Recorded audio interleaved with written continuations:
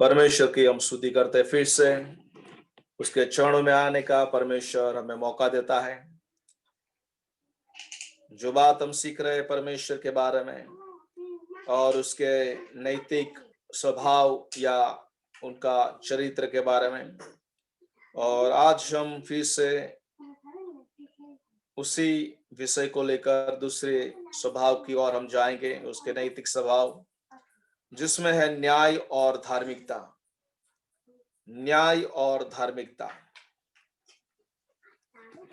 न्याय और धार्मिकता का अर्थ कानून के साथ पूरी तरह से अनुकूल होना है। न्याय और धार्मिकता का अर्थ कानून के साथ पूरी तरह से अनुकूल होना है। परमेश्वर का कानून उनके चरित्र और स्वभाव का प्रतिबिंब है। व्यवस्था विवरण उसका 32:4, व्यवस्था विवरण 32:4 में लिखा है, वह चट्टान है, उसका काम खरा है और उसकी सारी गति न्याय की है। वह सच्चा ईश्वर है, उसमें कुटिलता नहीं, वह धर्मी और सीधा है। तो यहाँ पर हम लोग जो सीख रहे हैं परमेश्वर का दूसरा स्वभाव जो न्याय और धार्मिकता का है, क्योंकि परमेश्वर धार्मिकता है। वह चाहते हैं कि उनके प्राणी उनकी इच्छा के अनुसार जिए। हमें न्याय और धार्मिकता में चलकर परमेश्वर को प्रकट करना चाहिए। न्याय का अर्थ है वह मनुष्यों के साथ उनके कानून के प्रति उनकी आज्ञाकारिता और अवगणना के अनुसार व्यवहार करते हैं। उत्पत्ति 18 और 25, भजन संहिता 36:6, भजन उत्पत्ति 18:25, भजन संहिता 36:6। क्रूस पर यीशु मसीह की मृत्यु की मूलधार परमेश्वर की न्याय और धार्मिकता में पाई जाती है। रोमी उसका 3 अध्याय 25 और 26 को पौलुस इस प्रकार पवित्र आत्मा के जरिए लिखते हैं, उसे परमेश्वर ने उसके लहू के कारण एक ऐसा प्रायश्चित ठहराया जो विश्वास करने से कार्यकारी होता है, कि जो पाप पहले किए गए और जिनकी परमेश्वर ने अपने सहनशीलता से आनाकानी की, उनके विषय में वह अपनी धार्मिकता प्रकट करे, वरन इसी समय उसकी धार्मिकता प्रकट हो कि जिससे वह आप ही धर्मी ठहरे और जो यीशु पर विश्वास करे उसका भी धर्मी ठहराने वाला हो। रोमी 3:25 में पौलुस यीशु मसीह की क्रूस की मृत्यु के महत्व का वर्णन करने के लिए प्रायश्चित शब्द का प्रयोग करते हैं। इस शब्द का अर्थ परमेश्वर के पाप के प्रति क्रोध को शांत करना है। प्रायश्चित का शब्द का अर्थ वहां पर जो है परमेश्वर के पाप के प्रति क्रोध को शांत करना है।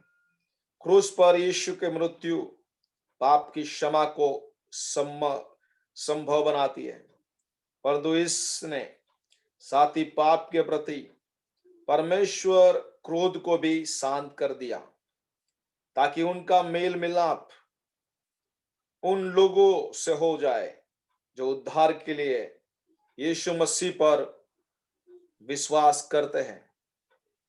हमारी जगह पर मसीह की मृत्यु के कारण परमेश्वर पूर्ण रूप से न्यायी रह सकते हैं और उसी समय में हमें क्षमा भी कर सकते हैं। यहाँ पर रोमी 3:25 में पौलुस प्रायश्चित शब्द जो इस्तेमाल करता है वो यीशु मसीह परमेश्वर जो पाप के प्रति क्रोध अपना शांत करते हैं, क्योंकि यीशु मसीह क्रूस के ऊपर मृत्यु सहन कर रहे हैं, और ये सब पाप के कारण हुआ था। और जब यीशु मसीह ने मृत्यु को सहन किया, यानी कि मेल मिलाप परमेश्वर पिता के साथ यीशु मसीह की मृत्यु के द्वारा हुआ और उसके पर विश्वास करने के द्वारा। दूसरा, उसके बाद जो स्वभाव आता है, नैतिक चरित्र या नैतिक स्वभाव परमेश्वर का जो है, वो है भलाई, दया, अनुग्रह और प्रेम। भलाई, दया, अनुग्रह और प्रेम। परमेश्वर की भलाई का अर्थ है कि परमेश्वर अच्छाई के निर्णायक स्तर है। परमेश्वर अच्छाई के निर्णायक स्तर है, और जो कुछ भी परमेश्वर है और करते हैं, वह मानने योग्य है। वह स्वयं अपने कार्यों को अच्छा घोषित करते हैं। उत्पत्ति 1:3-31 जब हम पढ़ते हैं, तो जब पहला दिन पूरा हुआ सृष्टि का, परमेश्वर ने कहा ये अच्छा है। दूसरा दिन में भी अच्छा है, और जब अंतिम छठा दिन में कहा कि ये सब बहुत अच्छा है। सो यहाँ पर भलाई के गुण को हम देखते हैं। तो उसके बाद दया। दया उन लोगों के प्रति परमेश्वर के व्यवहार को व्यक्त करता है जो कष्ट में है, इस तथ्य के बावजूद कि वह परमेश्वर के दया के योग्य नहीं है। निर्गमन उसका 34:6-7। और यहोवा उसके सामने होकर यों प्रचार करता हुआ चला कि यहोवा यहोवा ईश्वर दयालु और अनुग्रहकारी, कोप करने में धीरजवंत और अति करुणामयी और सत्य, हजारों पीढ़ियों तक निरंतर करुणा करने वाला, अधर्म और अपराध और पाप का क्षमा करने वाला है, परंतु दोषी को वह किसी प्रकार निर्दोष न ठहराएगा। वह पितरों के अधर्म का दंड उनके बेटों, वरन पोतों और परपोतों को भी देने वाला है। यहाँ पर हम जो पढ़ते हैं, ईश्वर दयालु और अनुग्रहकारी। दयालु शब्द वहां पर इस्तेमाल किया है। परमेश्वर दयालु है। उसके बाद जो स्वभाव है, अनुग्रह और दया एक दूसरे से करीब से जुड़े हुए हैं। अनुग्रह और दया एक दूसरे से करीब से जुड़े हुए हैं। वह परमेश्वर की कृपा दृष्टि है उन लोगों पर जो केवल दंड के हकदार थे। तीतुस 3:3-7। तीतुस 3:3-7। एफएससी 2:4-5। एफएससी 2:4-5 वहां पर लिखा है, परंतु परमेश्वर में जो दया का धनी है, अपने उस बड़े प्रेम के कारण जिससे उसने हमसे प्रेम किया, जब हम अपराधों के कारण मरे हुए थे, तो हमें मसीह के साथ जिलाया। अनुग्रह ही से तुम्हारा उद्धार हुआ है। तो यहां पर हम लोग उसकी दया को देखते हैं और अनुग्रह को देखते हैं। अनुग्रह यानी कि हमने कुछ भी नहीं किया, लेकिन परमेश्वर यीशु मसीह ने क्या किया, उसके अनुग्रह से हमें उद्धार दे दिया। उसने सारी कीमत चुका दिया। हमें मरना था, हमारे बदले में वो मर गया। तो यहां पर उस अनुग्रह को हम देखते हैं। उसके बाद उसका स्वभाव जो है प्रेम। प्रेम परमेश्वर की वह सिद्धता है जो तब प्रदर्शित होती है जब वह अपनी सृष्टि की भलाई चाहते हैं। उनके प्रेम का महान प्रदर्शन तब हुआ जब उन्होंने उद्धार का प्रस्तुत किया। और उन लोगों की भलाई के लिए स्वयं अपने को दे दिया जो उनके विद्रोही है। पहला यूहन्ना 4 अध्याय 9 और 10। पहला यूहन्ना 4, 9, 10।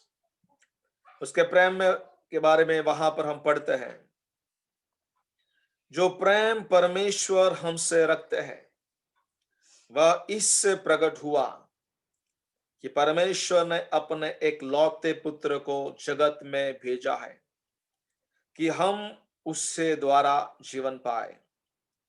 प्रेम इसी में नहीं है कि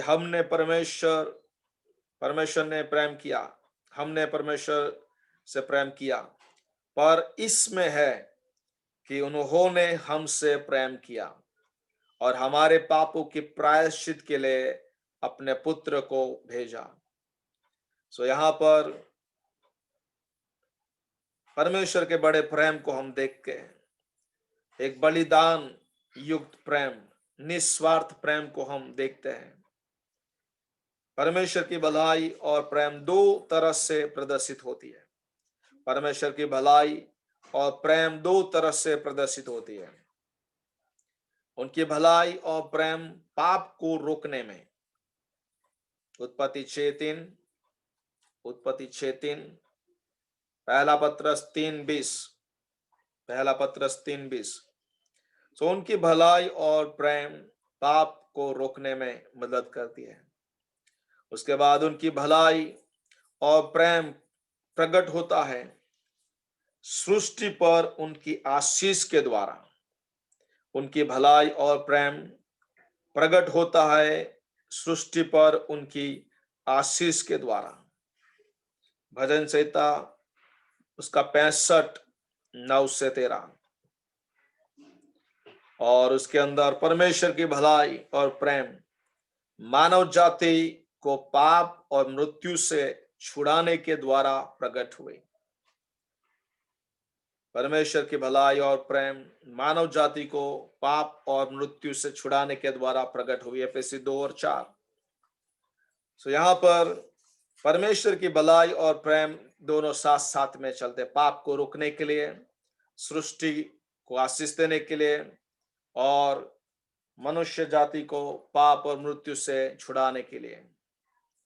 उसके बाद परमेश्वर का जो चारित्र है या उसका नैतिक स्वभाव है वो है ज्ञान। परमेश्वर पूरे ज्ञान के स्वामी हैं, क्योंकि परमेश्वर सभी बातों को जानते हैं। इस कारण सच्चाई के लिए आधार है। सर्वज्ञानी, सर्वज्ञानी यह शब्द दो शब्दों का मिश्रण है। सर्व अर्थात सब और ज्ञाता अथवा ज्ञान या जानने वाला। परमेश्वर सब कुछ जानते हैं। जो कुछ भी जानना है, जो कुछ भी जानना है, परमेश्वर सब कुछ जानते हैं। इसमें क्या शामिल है? इसमें भूतकाल, वर्तमान और भविष्य पूरी तरह से और निश्चित तौर पर और तुरंत शामिल है। सब कुछ परमेश्वर जानता है, उसमें सब कुछ शामिल है। आपका भूतकाल, वर्तमान, भविष्य पूरी तरह से और निश्चित तौर पर और तुरंत सब कुछ शामिल है। उत्पत्ति 6:5। और यहोवा ने देखा कि मनुष्य की बुराई पृथ्वी पर बढ़ गई है और उनके मन के विचार में जो कुछ उत्पन्न होता है सो निरंतर बुरा ही होता है। उत्पत्ति 6:5। तो यहाँ पर परमेश्वर मनुष्य के अंदर, उसके दिमाग में, उसके विचार में क्या हो रहा है वो सब कुछ परमेश्वर जानता था। जबकि हम ध्यान देने, तर्क करने, तुलना करने, शामिल करने और निकाल देने के द्वारा जानते हैं, परंतु परमेश्वर का ज्ञान अंत ज्ञान है। यह स्वाभाविक और तात्कालिक है।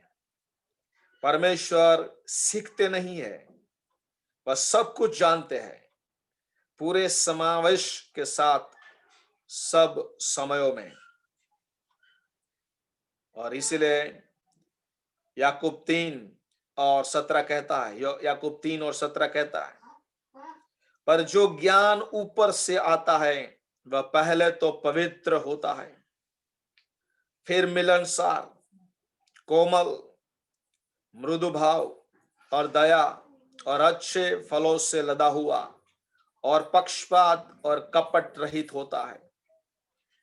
प्रियो, परमेश्वर का जो ज्ञान है जो ऊपर से आता है वो पवित्र है, मेल मिलाप करने वाला है, कोमल है, गुस्सा नहीं करता लेकिन और भी नम्र बनाता है, मृदु भाव, दया भाव दिखाता है, अच्छे फलों से लदा हुआ है, यानी कि पवित्र आत्मा के जो फल है उससे लदा हुआ है, अच्छी बातों से फलों से भरा हुआ है, पक्षपात और कपट नहीं करता।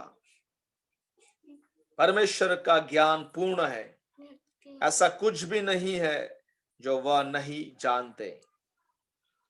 नीति वचन उसका 3:19 और 20 में कहा है, नीति वचन 3:19 और 20, यहोवा ने पृथ्वी की नींव बुद्धि ही से डाली और स्वर्ग को समझ ही के द्वारा स्थिर किया, उसी के ज्ञान के द्वारा गहरे सागर फूट निकले और आकाश मंडल से ओस टपकती है। कितना अद्भुत परमेश्वर, जिसकी बुद्धि से परमेश्वर ने नींव को डाला है और स्वर्ग को समझ के द्वारा उसको स्थिर किया गया। कितना अद्भुत परमेश्वर जो सारे भूमंडल को बनाए, तारागण को बनाए, इतना ज्ञानी परमेश्वर आज भी जो वैज्ञानिक लोग हैं उसकी बुद्धि को माप नहीं सकते, उसको नाप नहीं सकते उसकी बुद्धि को। प्रियो, उसके बाद जो है वो बुद्धि, परमेश्वर का नैतिक नेचर में बुद्धि आता है। परमेश्वर की बुद्धि सीध है। बुद्धि ज्ञान को व्यवहार में लाना है, बुद्धि ज्ञान को व्यवहार में लाना है। परमेश्वर की बुद्धि का अर्थ है परमेश्वर हमेशा उत्तम लक्ष्य चुनते हैं। परमेश्वर की बुद्धि का अर्थ है परमेश्वर हमेशा उत्तम लक्ष्य चुनते हैं और उसको पूरा करने के लिए उत्तम तरीके चुनते हैं, उत्तम तरीके चुनते हैं पूरा करने के लिए। परमेश्वर की बुद्धि सामान्य तौर पर और विशेष तौर पर प्रकट होती है। सामान्य तौर पर सृष्टि पर प्रकट हुई, भजन संहिता 104 और 24, ये है सामान्य बुद्धि। हे यहोवा, तेरे काम अनगिनत है, इन सब वस्तुओं को तूने बुद्धि से बनाया है, पृथ्वी तेरी संपत्ति से परिपूर्ण है। उसके बाद जो ज्ञान, जो उसका बुद्धि है, वो विशेष तौर पर परमेश्वर की बुद्धि छुटकारे में प्रकट होती है। पहला कुरंथी 1:18 से 29, पहला कुरंथी 1:18 से 29 और एफएसी 3:18 से 12।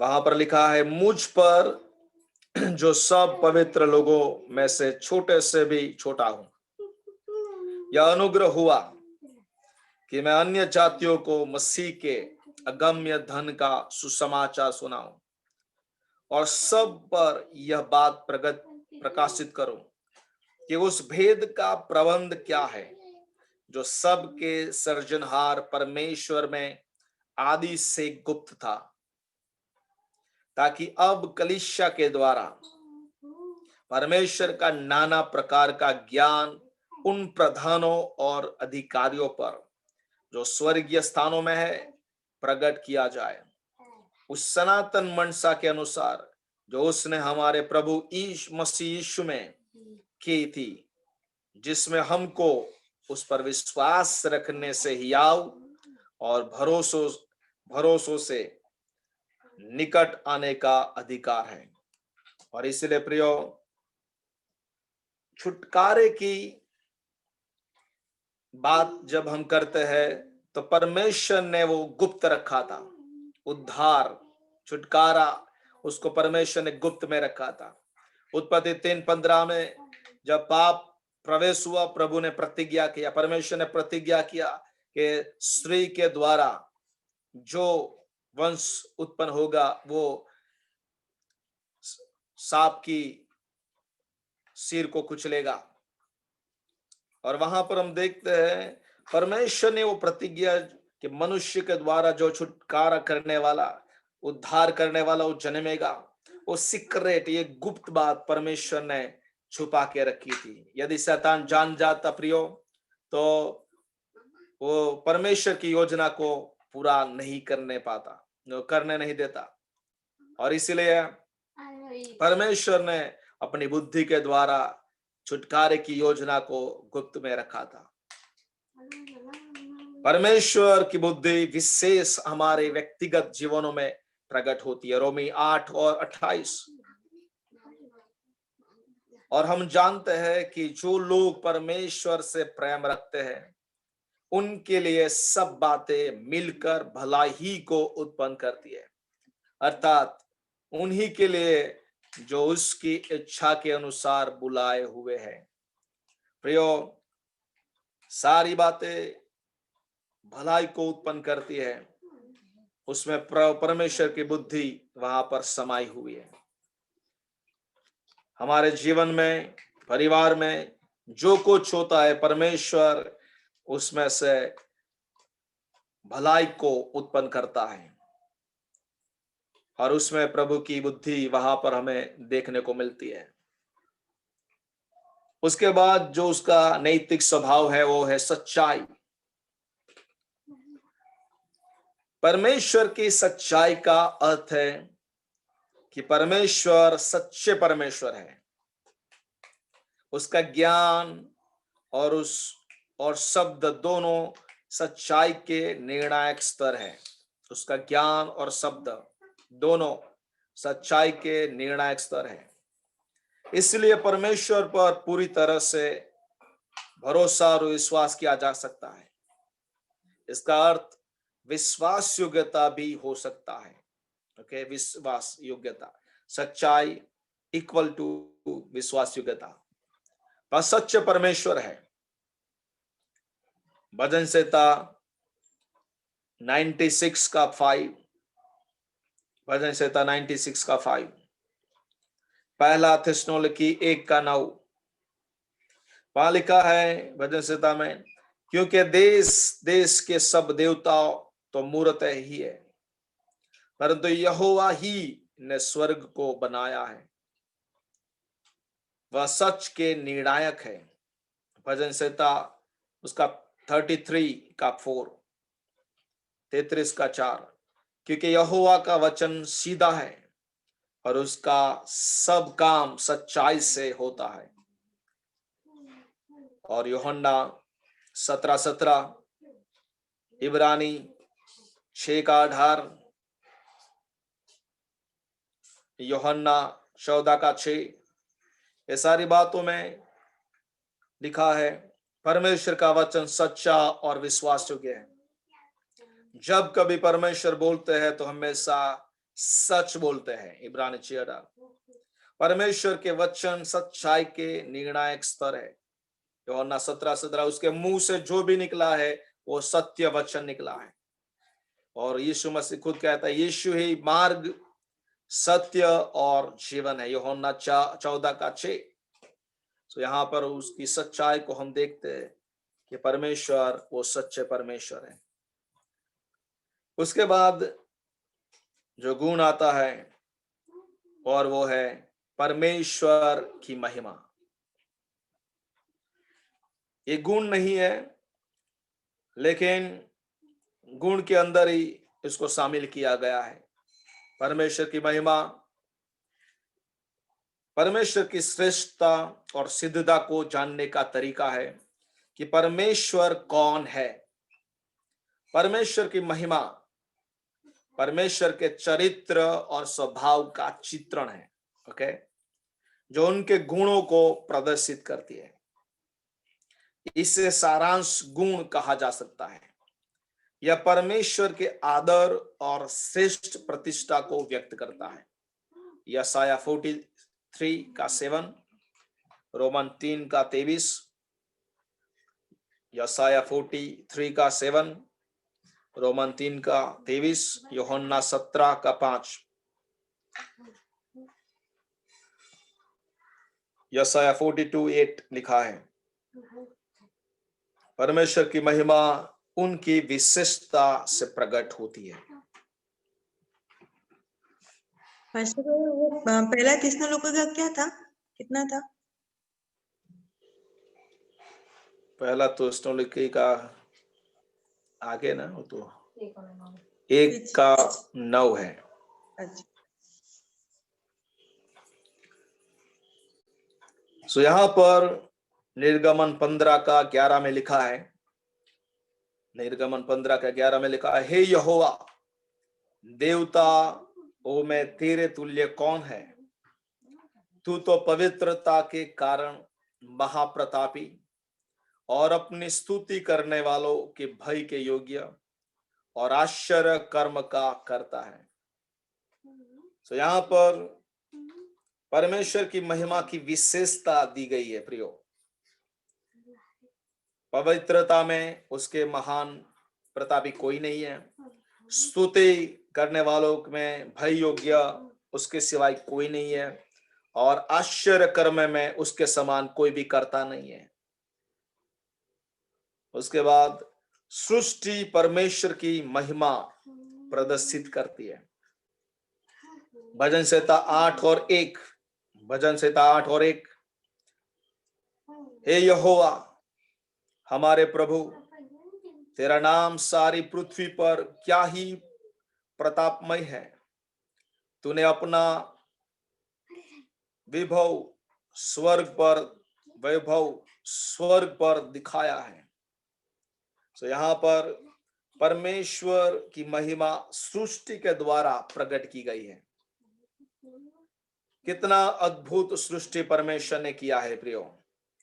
जब हम डिस्कवरी चैनल यदि आप देखें, तो जब हम सी वर्ल्ड को देखते हैं, समुद्र के नीचे की जो जलचर प्राणी है, कितना अद्भुत है। कई लोगों ने तो देखा ही नहीं होगा, लेकिन ऐसे अद्भुत सृष्टि को परमेश्वर ने बनाया है। जब हम तितलियों को देखते हैं, परमेश्वर ने उसके अंदर कितने अद्भुत रंगों को डाला है। बाहर के देशों में ऐसे ऐसे वृक्ष होते हैं कि जो जैसे सीजन बदलता है उसके पौधे अलग अलग कलर पैदा करते हैं। इतना अद्भुत परमेश्वर जिसने अपनी महिमा सृष्टि के अंदर उसने डाली है, और आप और मेरे अंदर परमेश्वर ने और भी महिमा को डाला है। परमेश्वर पृथ्वी पर अपनी महिमा को अपनी उपस्थिति और सामर्थ्य के द्वारा संकेत को रूप में प्रदर्शित करते हैं। निर्गमन 24 और उसका 17, और इजरायलियों की दृष्टि में यहोवा का तेज पर्वत की चोटी पर प्रचंड आग से देख पड़ता था। सो यहाँ पर प्रभु की अपनी महिमा उपस्थिति के द्वारा और अपने सामर्थ्य के द्वारा वो प्रकट करते हैं। इजरायलियों को प्रभु ने कहा था कि मूसा के द्वारा कि उस पहाड़ को कोई भी छूने ना पाए, क्योंकि वो पहाड़ में परमेश्वर की उपस्थिति है। उसके बाद परमेश्वर की महिमा जातियों पर प्रकट की जानी चाहिए। वो परमेश्वर अंत में करेगा। भजन संहिता 138 उसका 4 और 5, भजन संहिता 138 4 5, वहां लिखा है, हे यहोवा पृथ्वी के सब राजा तेरा धन्यवाद करेंगे, क्योंकि उन्होंने तेरे वचन सुने हैं और वे यहोवा की गति के विषय में गाएंगे, क्योंकि यहोवा की महिमा बड़ी है। प्रभु उसकी महिमा को अंतिम दिनों में वो प्रकट करेगा। उसके बाद परमेश्वर की महिमा की स्तुति की जानी चाहिए। जो कुछ भी परमेश्वर करते हैं वह यशस्वी या महिमावान होता है। भजन संहिता 111 का 3, भजन संहिता 111 का 3। परमेश्वर की महिमा परमेश्वर के पुत्र यीशु को पृथ्वी पर भेजने से प्रदर्शित होती है। परमेश्वर की महिमा परमेश्वर के लोगों के लिए आनंद और वह अनंत काल तक रहेगी। और इसलिए परमेश्वर की महिमा सृष्टि का लक्ष्य है। वह चाहते हैं कि उनकी श्रेष्ठता और भलाई के लिए उनकी स्तुति हो। यशाया 48 और उसका 11, यशाया 48:11। सो यहाँ पर हम परमेश्वर के उनके चारित्र या उनके नैतिक स्वभाव को हम पूरा करते हैं। अभी हम लोग परमेश्वर के नाम, बहुत सारे नाम हैं, उसके नाम में हम आएंगे। परमेश्वर के नाम, वचन में व्यक्ति का नाम उसकी पहचान होती थी। व्यक्ति का नाम उसकी पहचान होती थी और वह उसके बारे में कुछ विशेष बात प्रकट करता था। परमेश्वर के नाम परमेश्वर के लघु चित्र के समान है और वे परमेश्वर की ओर से वायदे हैं। नाम जो परमेश्वर के बारे में बताते हैं, ये परमेश्वर के बारे में प्रकट करते हैं कि वह कौन है और क्या करते हैं। यानी कि जो नाम प्रभु का दिया गया है, उस नाम के पीछे वह कौन है और वह क्या करते हैं वो छिपा हुआ है, उसका मतलब छिपा हुआ है। वचन में नाम रखने की प्रक्रिया का विशेष महत्व है। वचन में नाम रखने की प्रक्रिया का विशेष महत्व है। व्यक्ति जो नाम रखता है उसके पास अधिकार और सामर्थ्य होता है। यह तथ्य में देखा जा सकता है कि परमेश्वर ने अक्सर लोगों के नाम बदल दिए। अब्राम से अब्राहम, सारे से सारा और याकूब से इज़राइल। जब आदम ने सभी जानवरों के नाम रखे या उनके ऊपर उनके अधिकार का चिन्ह था, उत्पत्ति 2:19।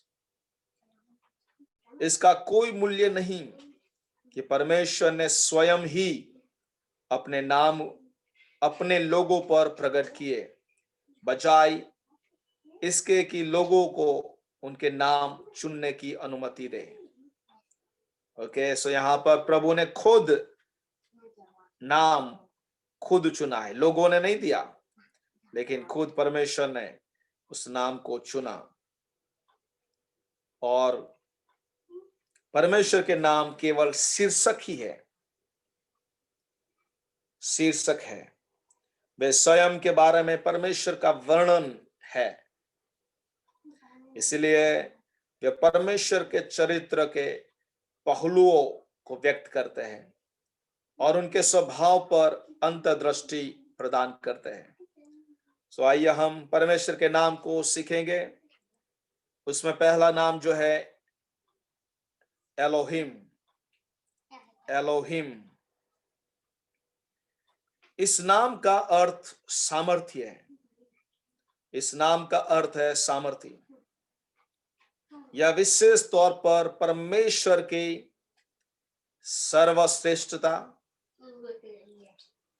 परमेश्वर की सर्वश्रेष्ठता, इज़राइल के लिए रचनात्मक और सामर्थ्य कामों के लिए प्रयोग किया जाता है।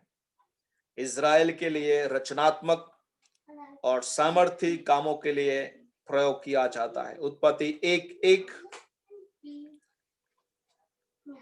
उत्पत्ति 1:1, व्यवस्था विवरण 5:23, व्यवस्था विवरण 5:23, 8:15,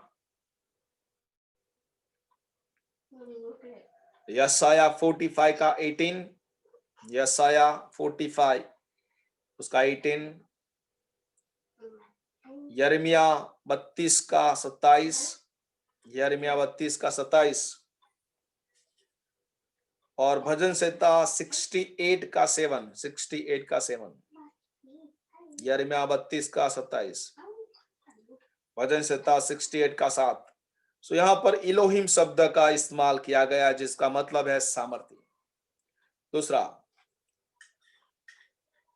एल के संयोजन, एल शब्द जो है उससे जुड़ा हुआ दूसरे सारे शब्द है। एल के संयोजन, निम्नलिखित नाम मिश्रित नाम है जिसमें इब्रानी शब्द एल का प्रयोग करके उसके साथ विशेषण जोड़कर। पहला शब्द है एल सदाई, एल सदाई उसका मतलब है सामर्थी परमेश्वर।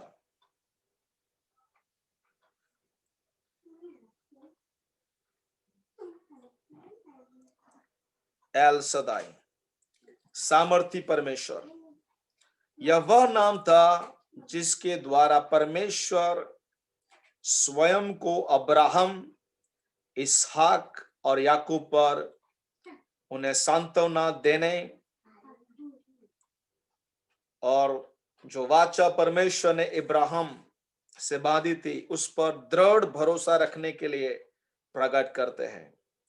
उत्पत्ति 17:17 का 1, उत्पत्ति 17 का 1,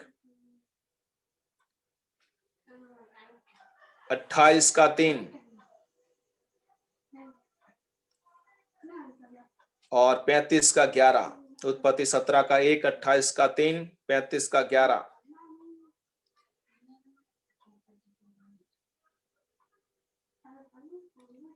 यह रूथ 1:20 और 21 में भी परमेश्वर द्वारा अपने लोगों को ताड़ना देने के लिए प्रयोग किया गया है। यह रूथ 1:20 और 21 में परमेश्वर द्वारा अपने लोगों को ताड़ना देने के लिए प्रयोग किया गया है।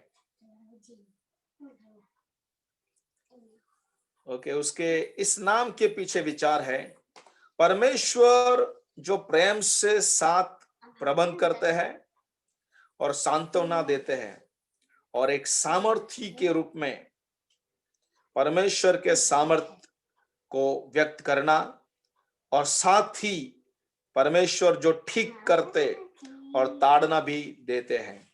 ओके, सो यहां पर परमेश्वर सामर्थी है, उसका मतलब यह है कि परमेश्वर सांत्वना देते हैं, परमेश्वर ताड़ना भी देते हैं और परमेश्वर ठीक करते हैं। ओके, सो यहां पर सामर्थ के साथ प्रभु ठीक करना, ताड़ना देना और सांत्वना देना, उस बातों को एल सदाई शब्द सामर्थी परमेश्वर का मतलब होता है। उसके बाद है एल एलियोन, एल एलियोन सर्वोच्च परमेश्वर। एल एलियोन का मतलब है सर्वोच्च परमेश्वर। यह नाम परमेश्वर के सामर्थ्य, सर्वश्रेष्ठता और प्रधानता पर बल देता है। यह नाम परमेश्वर के सामर्थ्य, सर्वश्रेष्ठता और प्रधानता पर बल देता है। उत्पत्ति 14 का 19, उत्पत्ति 14 14 का 19 और दानियल 7 18 से 25, दानियल 7 18 से 25। एल एलियोन सर्वोच्च परमेश्वर। उसके बाद एल ओलाम,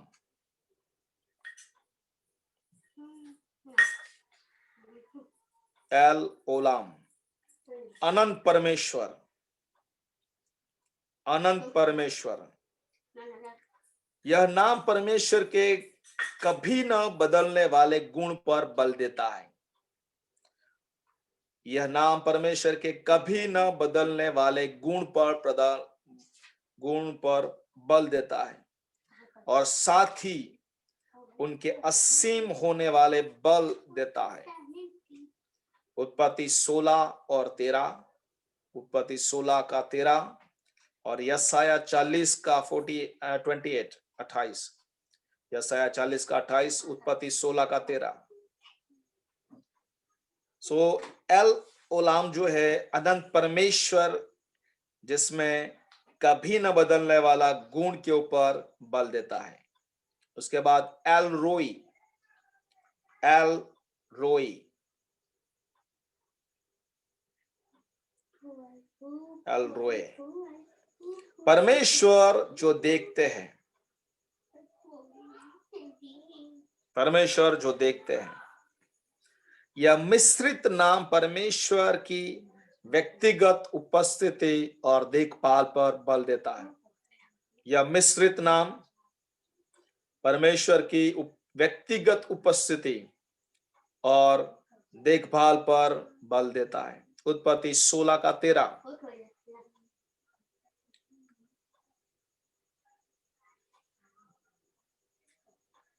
सो वहां पर हागिरा अपने बच्चे को रखकर चली जाती है, बच्चा रोता है और परमेश्वर वहां पर देखता है।